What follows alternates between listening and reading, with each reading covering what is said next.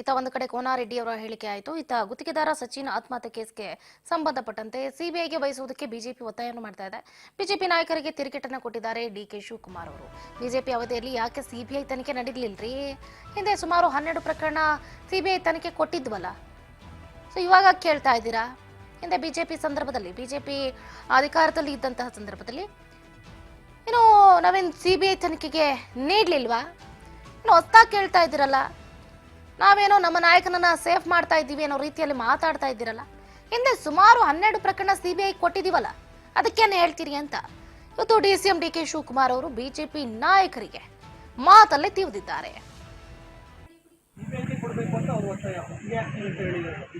ಮಾಡ್ಲಿ, ಮುಖ್ಯ ಆಗ್ಲಿ, ಅದನ್ನು ಮುಖ್ಯ ಆಗ್ಲಿ, ಎಲ್ಲರೂ ಮುಖ್ಯ ಆಗ್ಲಿ. ನಮ್ಮ ಹೇಳಿಲ್ವಾ ಯಾವ ರಾಜ್ಯದಲ್ಲಿ ಎಲ್ಲ ಕೊಡೋಣ ಅಂತ ಡ್ರೈವರ್ಸ್ ಇನ್ನೊಬ್ಬ ಎಲ್ಲ ಹೇಳಿಲ್ವಾ? ಎಲ್ಲ ಕೊಡೋಣ. ನನ್ನೊಬ್ಬರು ಮಾತ್ರ ಕೊಟ್ಟಿದ್ರು ಬಿಜೆಪಿ ಗೌರ್ಮೆಂಟಲ್ಲಿ. ನಾವು ಕಾಂಗ್ರೆಸ್ ಗೌರ್ಮೆಂಟಲ್ಲಿ ಡಿ.ಕೆ. ರವಿ ಕೇಸಿಂದ ಹಿಡಿದು ಜಾರ್ಜ್ ಕೇಸಿಂದ ಹಿಡಿದು ಅಂಥವು ಒಂದು 12 ಕೊಟ್ಟಿದ್ದ ನಾವು. ನನ್ನ ಒಬ್ಬರ ಮೇಲೆ ಮಾತ್ರ ಸಿಬಿಐ ಕೊಟ್ಟಿದ್ದು, ಯಾವುದು ಸಿಬಿಐ ಕೊಟ್ಟಿಲ್ಲ. ಕೊಡಬೇಕಾಯ್ತು ಬೇರೆಯವರ ಸಿಬಿಐ. ಬೇರೆ ಕೇಸ್ಗಳೆಲ್ಲ ಇತ್ತಲ್ಲ ಮಂತ್ರಿಗಳು.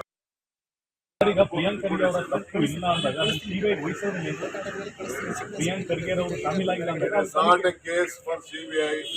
Hour government is capable. ನಮ್ಮ ಸರ್ಕಾರದಲ್ಲಿರುವಂಥ ಅಧಿಕಾರಿಗಳು ಇದನ್ನು ನಡೆಸುವಂತ ಎಲ್ಲ ಇದೆ. ಸಿಬಿಐನವರು ಏನು ಮಾಡೋಕ್ಕಾಗಲ್ಲ. ಸಿಬಿಐನವರು ಪುಸ್ತಕನೇ ನಾನು ಜೈಲಲ್ಲಿ ಕೂತ್ಕೊಂಡು ಬರೀ ಆ ಪುಸ್ತಕನ ತಿರುವಾಕ್ತಿದ್ದೀನಿ. ನಾನು ನನ್ನ ಕಳಿಸ್ಕೊಂಡಿದ್ದೆಲ್ಲ ಗಿಫ್ಟು ಎಲ್ಲ ತಿರುವಾಕಿದ್ದೀನಿ. ಈಗ ಪ್ರಿಯಾಂಕ್ ಖರ್ಗೆ ಅವರ ತಪ್ಪು ಇಲ್ಲ ಅಂದಾಗ ಸಿಬಿಐ ವಹಿಸೋದು ಪ್ರಿಯಾಂಕ್ ಖರ್ಗೆ ಅವರು ಶಾಮೀಲಾಗಿಲ್ಲ ಅಂದಾಗ not a case for CBI. Our government is capable. ನಮ್ಮ ಸರ್ಕಾರದಲ್ಲಿರುವಂಥ ಅಧಿಕಾರಿಗಳು ಇದನ್ನು ನಡೆಸುವಂತ ಎಲ್ಲ ಇದೆ. ಸಿಬಿಐನವರು ಏನು ಮಾಡೋಕ್ಕಾಗಲ್ಲ. ಸಿಬಿಐನವರು ಪುಸ್ತಕನೇ ನಾನು ಜೈಲಲ್ಲಿ ಕೂತ್ಕೊಂಡು ಬರೀ ಆ ಪುಸ್ತಕನ ತಿರುವಾಕ್ತಿದ್ದೀನಿ. ನಾನು ನನ್ನ ಕಳಿಸ್ಕೊಂಡಿದ್ದೆಲ್ಲ ಗಿಫ್ಟು ಎಲ್ಲ ತಿರುವಾಕಿದ್ದೀನಿ. ಈಗ ಪ್ರಿಯಾಂಕ್ ಖರ್ಗೆ ಅವರ ತಪ್ಪು ಇಲ್ಲ ಅಂದಾಗ ಸಿಬಿಐ